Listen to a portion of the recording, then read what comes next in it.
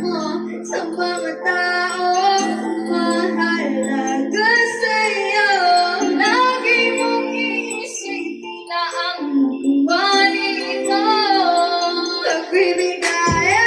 Sa nangayupas mo, ang lahat ng tao ay magkaroon ng panahon na makasama ang kanila mga minamahal, pinapahalagahan, kahit na saan puman.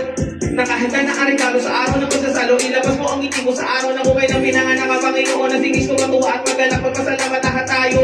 Mahirap man ang buhay, pero ba't nagkakakulay kapag parating na ang araw ng kanyang pagkabuhay? Wala man laman ng bulsa, ang mahalagay ayos kapag kinamusta ng mga mahal mo, kahit ang ganda mo ay kamusta. Salamat. Hindi man